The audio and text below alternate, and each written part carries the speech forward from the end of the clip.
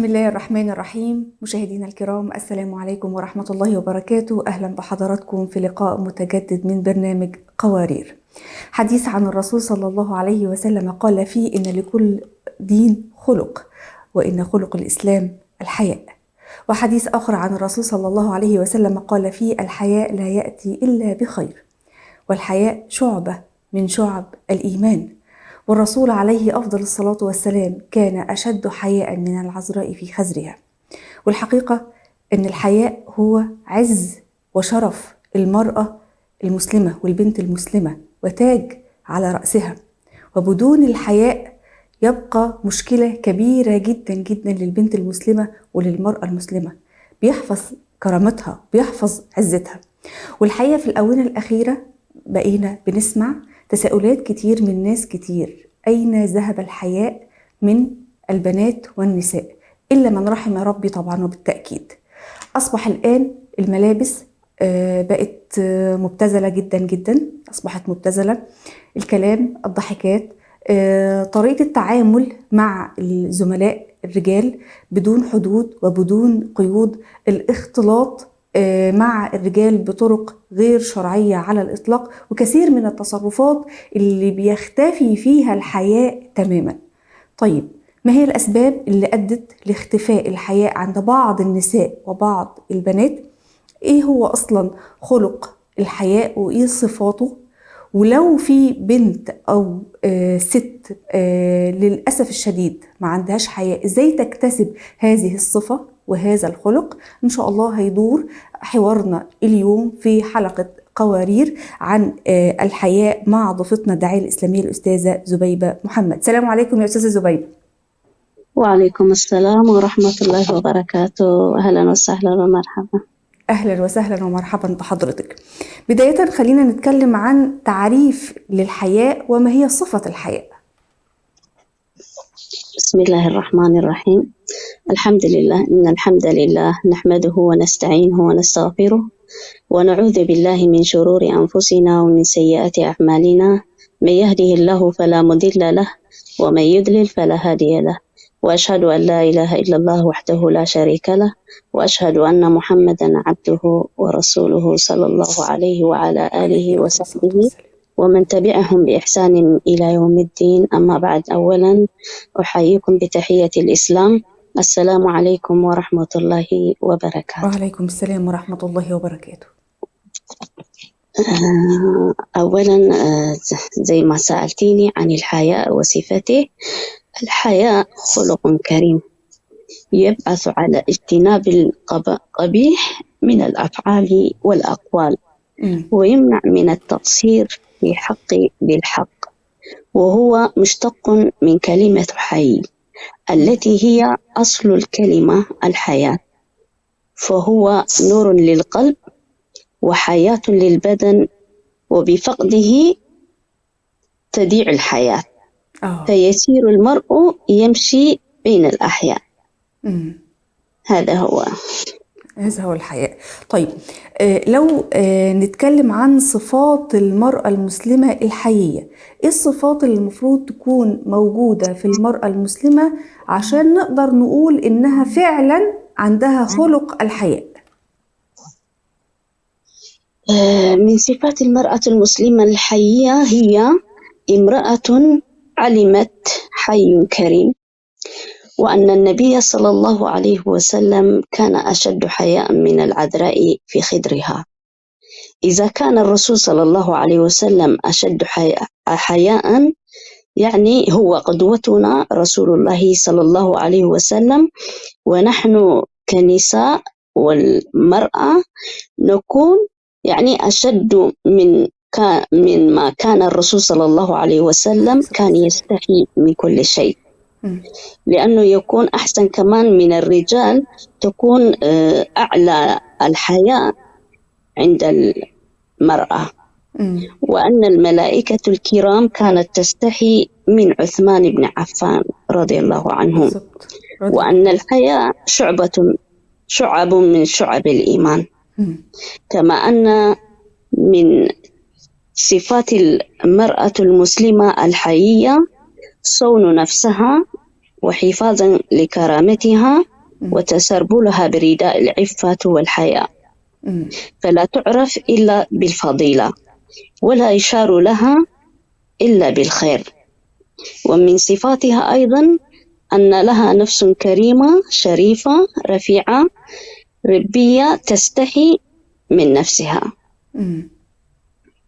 تمام.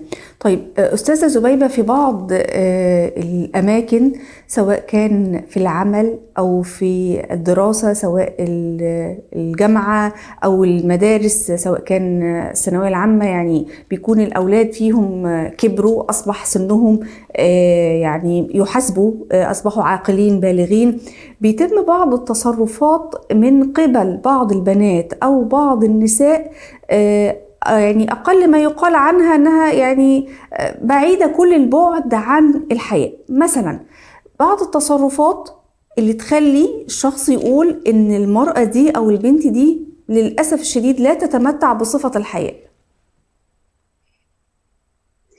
والله سبحان الله، زماننا هذا زي ما قلتي مرة يعني تخجل منها الإنسانية. زمان كيف كانت المرأة المسلمة وكيف أصبحنا في هذا الزمن؟ أصبح العكس، والعكس الصحيح. للأسف. زمان كان المرأة تستحي حق الحياء من الرجال، ما كانت تمشي يعني إذا مجتمعين الرجال، حتى تمشي في طريق كمان كانت تستحي. لا تمشي معه في نفس الطريق، يعني لو رأت رجال يمشون في طريق، هي تمشي في طريق آخر. صح. هذا كمان من الحياء. سبحان الله، ما تقدر يعني حتى تمشي في زمن هذا. لكن سبحان الله الرجال يستحوا من النساء، يعني من المرأة كل شيء. معقول يا أستاذة زبيبة أصبح الأمر قلب، بدل ما النساء تستحي من الرجال، أصبح الرجال هم يستحون من النساء؟ أيوة صح. سبحان الله، للأسف الشديد. حتى يعني المرأة صارت تتعب الرجال، يعني ما زي زمان، يعني كانت عندها حياء وما تتكلم ويعني تخجل. هذا الزمن، لكن سبحان الله العظيم، ربنا يهدينا ويهدي الجميع. آمين. صار العكس.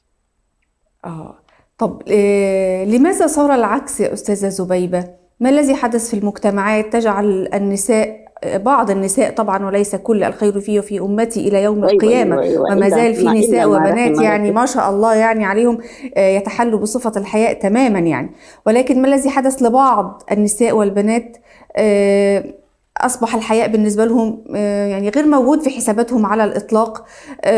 شايفين إن يعني العصر الآن ما ينفعش ان احنا نتكلم عن حياء، ما ينفعش ان احنا نتكلم ان المرأة تبقى في بيتها كما كان من قبل، لازم تخرج وتشتغل وتطلع للإعلام وتطلع تتكلم. هل كل ده سواء عمل المرأة أو دراستها أو تطورها أو نجاحها يصطدم مع الحياء؟ لا، ما هذا يصطدم مع الحياة. المشكلة المرأة تقدر يعني تشتغل، تقدر تطلع، تقدر كل شيء، بس يكون معها الحياة. لأنه إذا مشت إذا تحلت بخلق الحياة، هي تسوي عملها بس ما تتعدى الحدود. المشكلة صرنا ما عندنا الحياة إلا ما رحم ربي. في زي ما قلتي ما شاء الله عليهم المتعلمين اللي فاهمين اللي كل شيء عندهم حياة، حتى تعمل، حتى تطلع، حتى يعني في ملابسها تكون محتشمة في لبسها وعن طريق كلامها. يعني حتى كما قال الله سبحانه وتعالى: وقلنا قولا معروفا.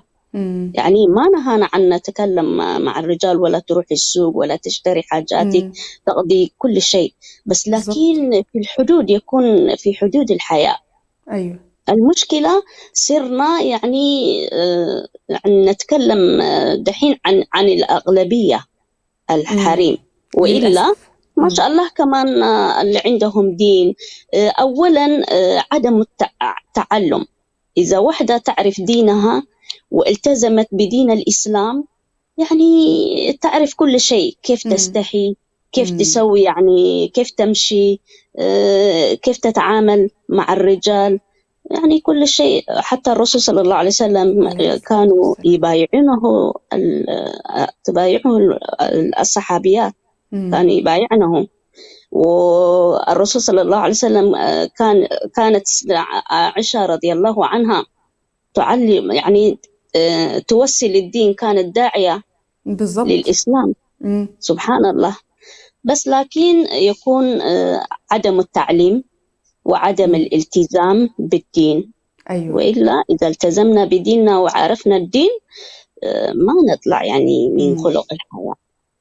يعني نفهم من كلام حضرتك أن السبب الأول والرئيسي في بعد بعض النساء والبنات عن الحياء هو بعدهم بالأساس عن الدين. هم لو يعلموا دينهم جيدا لن يتصرفوا هذه التصرفات. ولكن أستاذة زبيبة، في بعض النساء وبعض البنات لسان حالهم بيقولوا هم عارفين كويس جدا ان الدين بيقال فيه كذا، والرسول صلى الله عليه وسلم احاديث كثيره جدا جدا عن الحياء، ولكن هذا هو سوق العمل. انا ما اقدرش في مكان مثلا بتعامل فيه مع رجال كثر وانا المرأة الوحيدة، وحضرتك تتكلمي معايا عن الحياء. انا بأدير شركة كبيرة، بأدير مؤسسة ضخمة جدا كلها رجال مثلا، وفي 2 أو 3 من النساء فقط. فهل ده مبرر أو عذر ليهم إن هم يتعاملوا كأنهم مثل الرجال؟ يعني إحنا بنقولها في مصر مثلا بين قوسين كده الست المسترجلة اللي عاملة نفسها زي الراجل. لا لا لا، هذا عدم الفهم هو. وإلا حتى لو رجال كتار والحريم يعني قليلين نقدر يعني نتحلى بحلل الحياة. يعني هي بحيائها واحتشامها والتزامها يعني تسوي شغلها وكل شيء، يعني تمشي في الحياة. بس لكن تقدر، يعني هذا ما يكون مبرر بس كلام. وإلا وحدة تعرف دينها والتزامها بدينها تسوي كل شيء بحق، كله وعاطي كل ذي حق. هي تستطيع يا أستاذة زبيبة أنها تضع حدود للتعامل مع كل من حولها.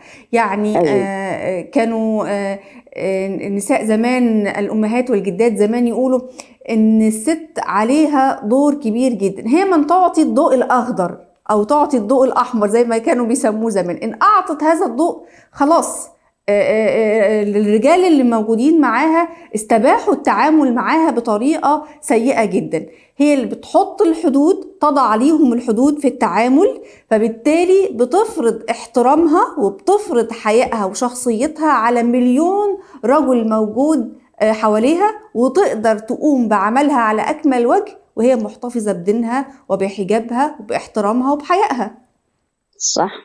صح الكلام. لأنه كل شيء تقدر تسوي، لأنه المرأة نصف المجتمع. يعني تقدر تسوي شيء، تنتج، وسبحان الله. بس لكن يكون في الحدود وبالحياء وتعاملها كما يعني ربنا كما أمرنا، والرسول صلى الله عليه وسلم كما أمرنا الله سبحانه وتعالى في الالتزام بكل شيء. طيب رأي حضرتك ايه في يعني بعض الامور اللي بتقال عن منصات مواقع التواصل الاجتماعي معروفة بالسوشيال ميديا، كانت وما زالت هي السبب الأول والرئيسي في عدم وجود الحياء؟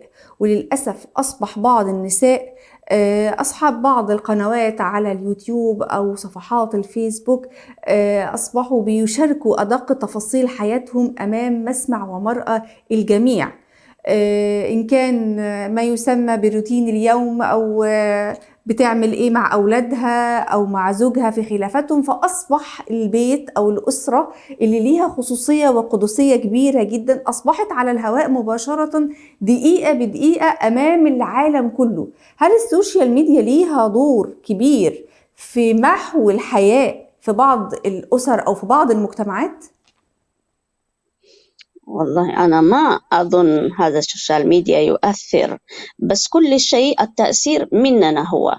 واحدة إذا عندها حياء والتزام، كما استخدمته هو الموبايل والسوشيال ميديا وكل شيء، إذا استخدمناه للخير خير هو، إذا بالظبط. استخدمناه كمان لغير يعني ربنا ما يحبه الله كمان يودينا يعني للهلاك.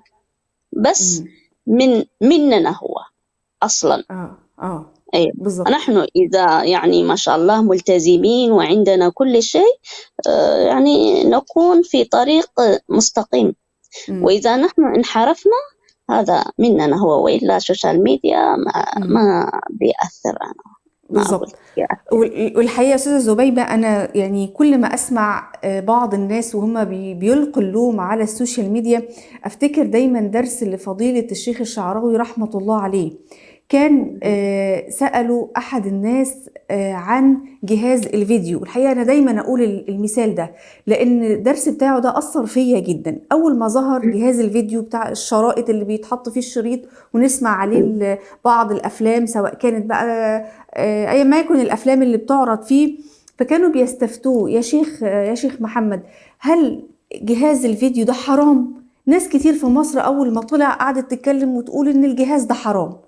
فالشيخ شعراوي اتكلم وقال ايه، وصفه بشكل بسيط قوي يا استاذه زبيبه. قال الجهاز الفيديو ده كما السكينه دي انت تقدر تقطع بيها تفاحه وتاكلها وتستفيد بيها وتاكلها لابنك، كده انت عملت بيها حاجه حلال.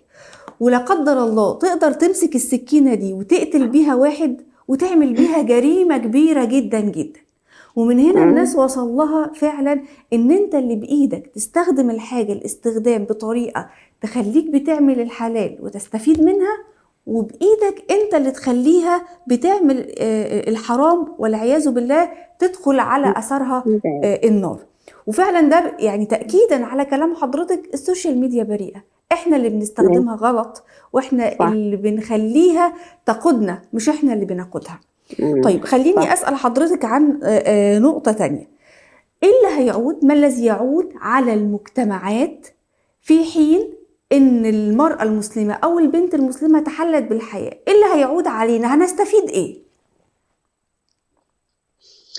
إذا عندها حياة يعني في يعني شيء كثير نستفيد، لأن المرأة نصف المجتمع. إذا صلحت المرأة صلح المجتمع. يعني هي اللي يعني تنجب، هي اللي تربي، هي اللي تسوي كل شيء. بدون المرأة الرجال ما يقدرون يعني ينتجوا. عشان كده هي السبب الرئيسي للأسرة. هي اللي تأسس، هي اللي تربي تعلم أولادها وكل شيء. إذا عندها حياء يعني يكون كله على خير. الحياء خير كله كما قال صلى الله عليه وسلم. صلى الله عليه وسلم، والحياء لا يأتي إلا بخير. عشان كده المرأة هي الأساسي لكل شيء، للمجتمع والأسرة وللبيت ولزوج. هل تتأثر بناتها بطريقة التعامل؟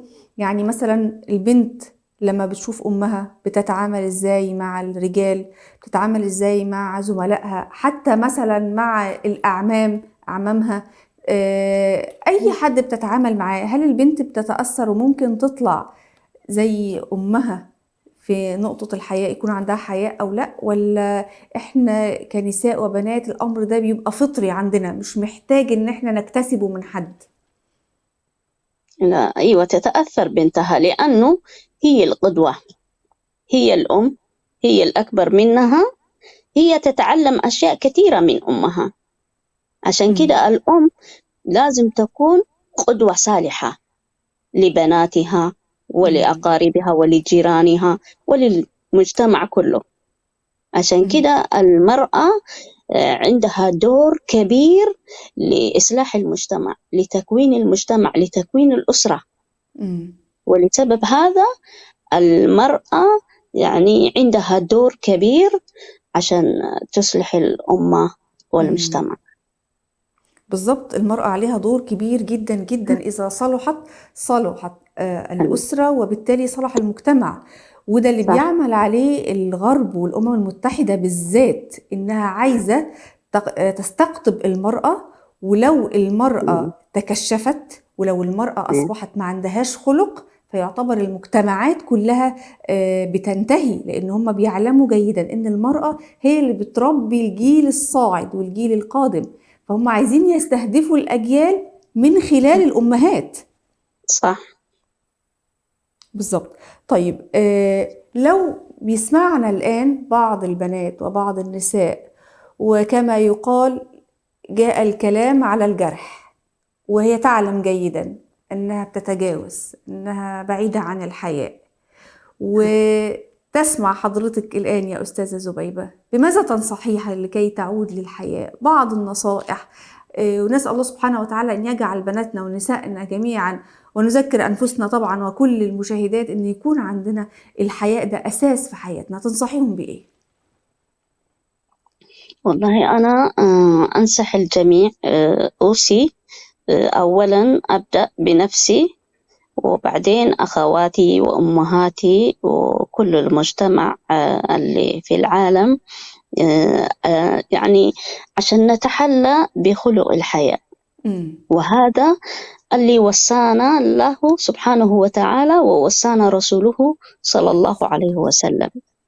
الحياء كله خير، معناه كل الخير اللي نحن نبقاه في هذه الحياة، يعني بنلقاه بالحياء. إذا احتشمنا بالحشمة الحياء، ويعني التزمنا بالحياء،